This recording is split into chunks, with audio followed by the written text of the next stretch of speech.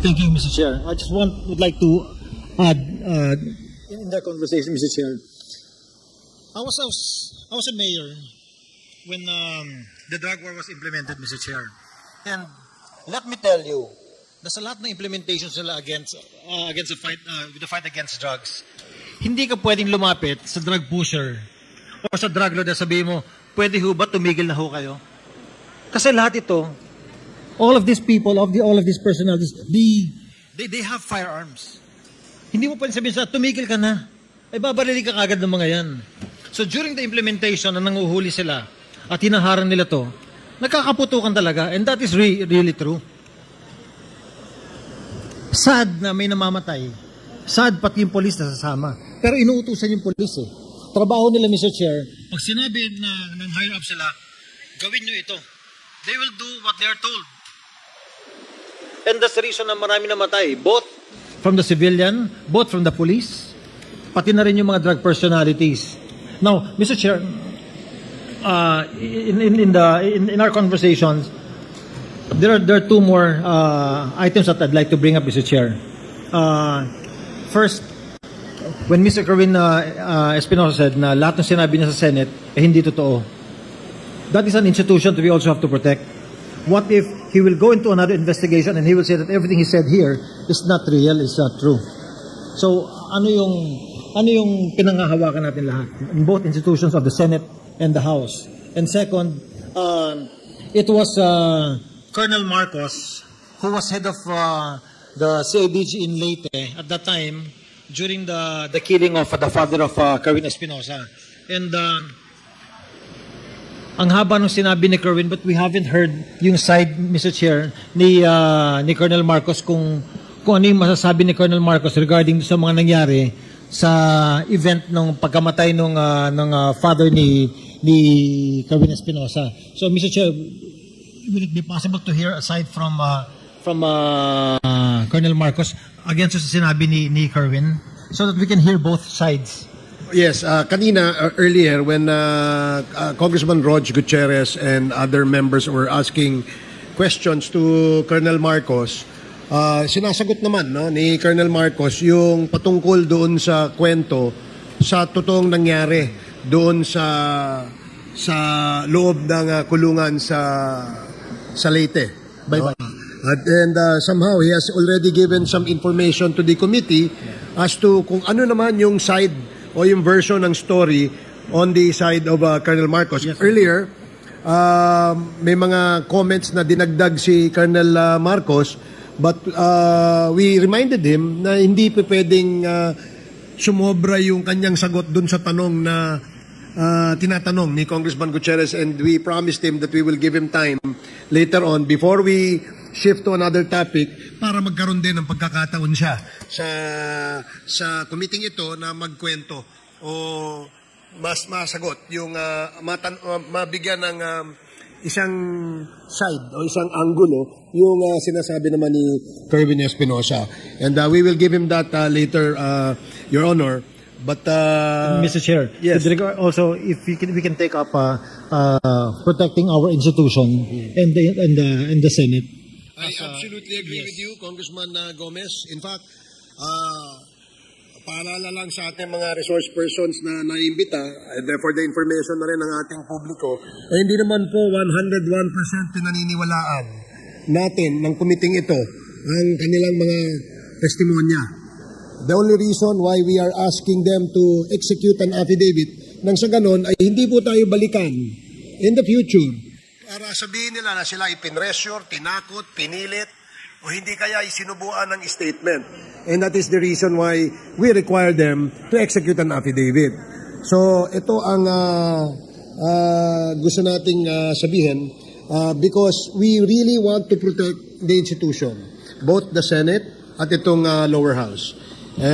Dahil po tayo dito sa Quadcom, mga ating layunin, wala naman iba kundi ipalabas ang katotohanan. Kung meron man pong lumalabas na mga personalidad o pangalang nababanggit base sa mga testimonya o hindi kaya sa dokumentong isinasubmit sa atin, yan po ay tinitimbang natin. Nang sa ganoon, pag tayo'y gumawa ng committee report, lahat po ng side ng kwento ay kasama ho sa ating committee report. Yes, Mr. Chair. And lastly, with regards to the statement of PIDEA, I think it is inaccurate for him to say that the drug fight or the drug problem did not improve during the drug war.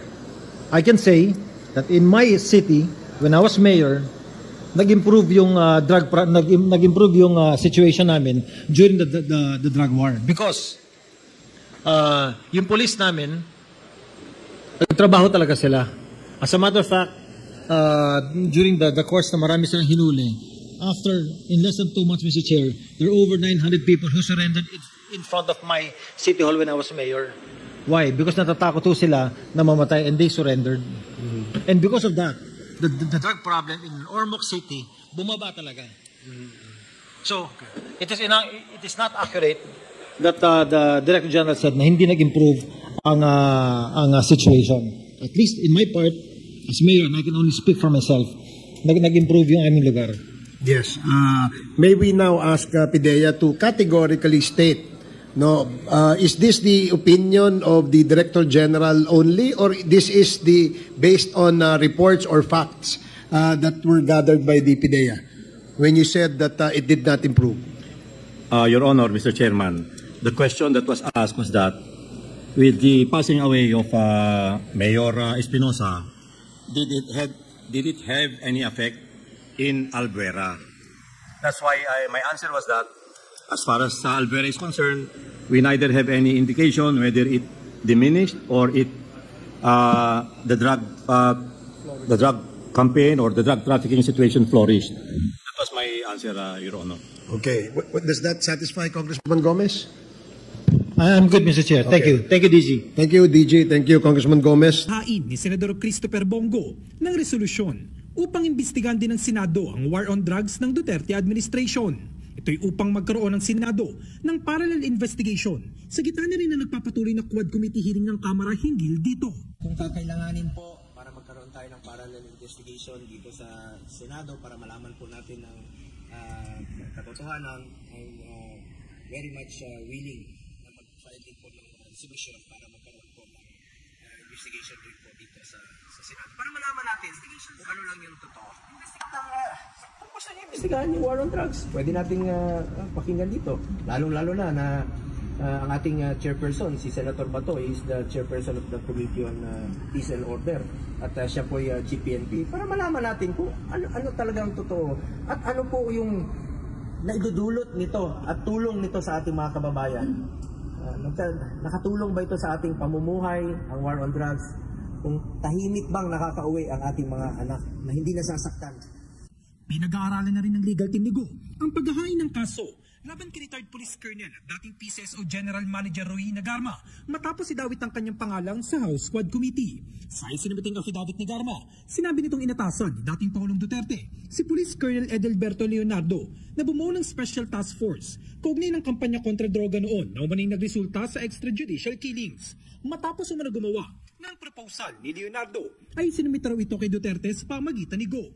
Bagay naman na pinabulaan ng senador. Anya, bilang special assistant ng presidente noon, ang trabaho niya lamang ay mag-schedule ng appointments at presidential engagements. Samantala, bukas naman si Go na dumalo sa House Quad Committee. Ngunit Anya, nire-respeto niyang interparliamentary courtesy ng Kongreso. Ako naman, kung kailangan, bakit hindi? Gusto natin ng katotohanan. Kaya lang po, meron tayong interparliamentary courtesy. Kaya nga po, pwede kaming mag-hearing din po dito sa Senado kung kakailanganin. Gusto lang natin yung totoo. Gusto kong malaman yung totoo lamang po. The truth. Katotohanan lang. Anytime po. Kung kakailanganin, anytime po. Dahil gusto kong malaman, gusto natin malaman, mga kababayan natin, ang katotohanan. Tinumbok naman ni Go na tuwing binabanggit daw ni dating Pangulong Duterte ang war on drugs sa kanyang mga State of the Nation address ay todo palakpak ang lahat. Ngunit tila ngayon Anya ay bakit sinisising dating Pangulo hinggil dito. Anim na sona, tuwing binabanggit ni dating Pangulong Duterte ang war on drugs, nagpapalakpakan po ang lahat. Standing ovation po ang Kongreso at ang Senado. Dahil ramdam nila na may pagbabago po at tinupad ni dating Pangulong Duterte ang kanyang pinangako noon. Standing ovation. Tapos bakit ngayon sinisisi siya? Bakit ngayon mag-isa na lang siya? Hindi ba kayo nakinabang? Di ba nakinabang ang mga kababayan natin Pilipino? Yung mga anak natin nandito sa sakit. Di ba importante sa atin ang buhay ng ating mga anak, ng ating mga pamilya? Nakinabang kayo ah. Nakinabang po ang Pilipino. Tinaya niya po ang kanyang buhay dito. Una nang nilinaw ni Go na walang reward system na iniimplementa noon kapalit ng buhay ng sinuman. Nakadidismayaan niya na inahaluan na ng politika ngayon ang mga investigasyon at binabaliwala na ang pagsisikap ng nakarang administrasyon na linisin ng bansa laban sa kriminalidad at droga.